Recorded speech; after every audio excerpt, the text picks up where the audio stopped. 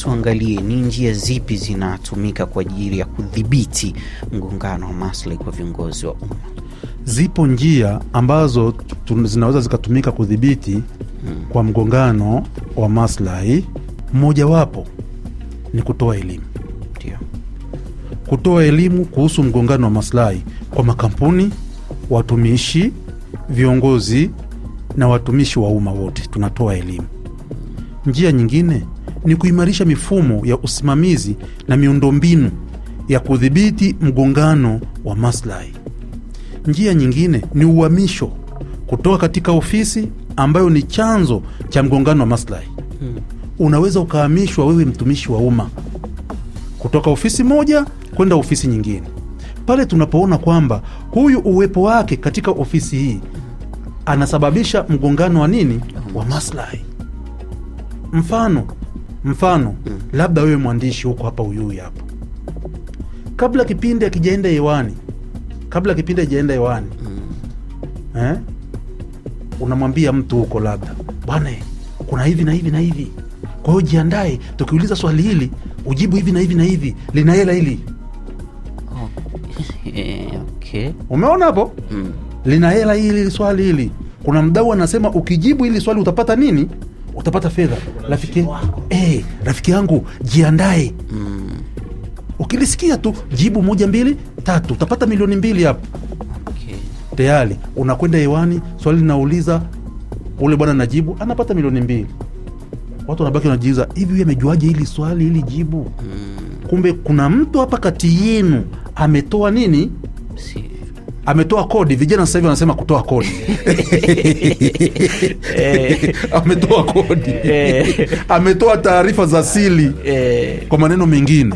Kwa hiyo tukilitambua hilo, manager hapa kitambua hilo, ni Juma ndo amefanya hiki kitu. Sasa kuanzia leo huyu Juma tumtoe hapo. Mpeleke kitengo kingine huko akafanye kazi kwingine. Kwa hiyo ndo sasa na hili tunakuhamisha, kukuondoa mahali hapo ulipo, ili usiendelee kutengeneza zaidi huo mgongano wa nini? Wa kimaslahi. Kuna kuweka mipaka ya upatikanaji wa taarifa na matumizi ya taarifa za siri. Kuna kubadilishiwa majukumu kazi ambazo inasababisha mgongano wa maslahi. Tunakubadilishia majukumu.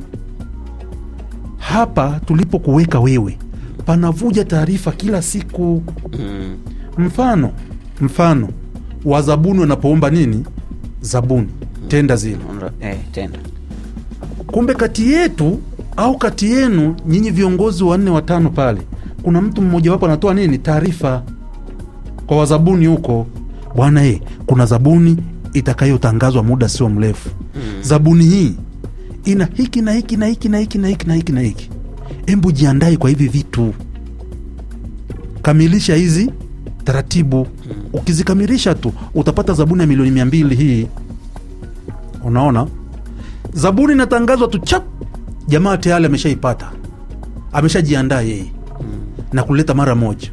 Siku ya kwanza, ya pili, ya tatu tunafungua jamani zabuni. Kufungua hivi ameshinda tenda.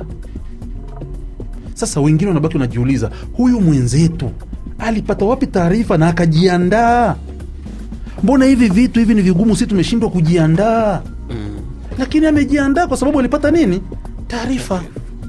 Sasa uenda na kamati mle nabaki najiuliza, hii kitu ilikuwa kuwaje? Kwa sababu wazabuni wengine wanaweza kaanza kuoji huko, jamani siku 3 mmefungua hii kitu, sisi tumeshindwa kutimiza hivi vitu, ndio tulikuwa tunajiandaa tufanye nini?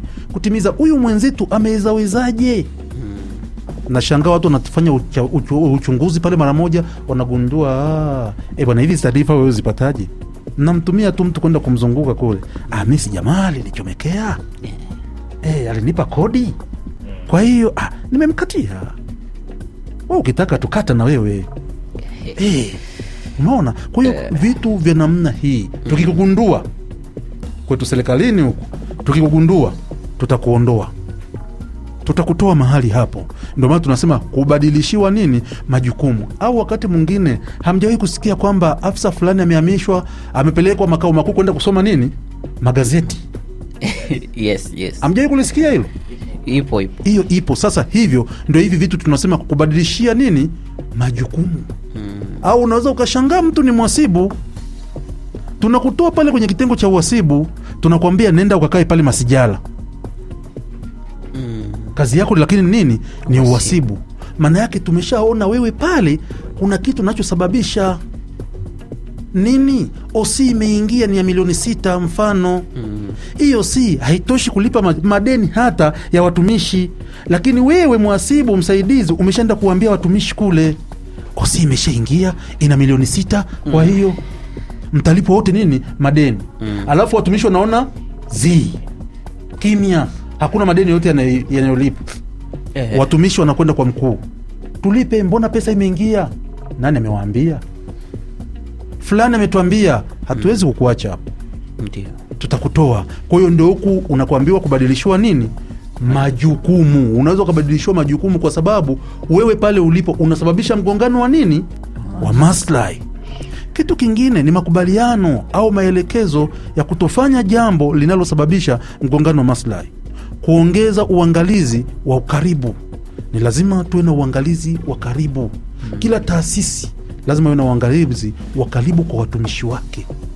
Wanatekeleza nini, wanafanya nini katika majukumu yao ya kila siku.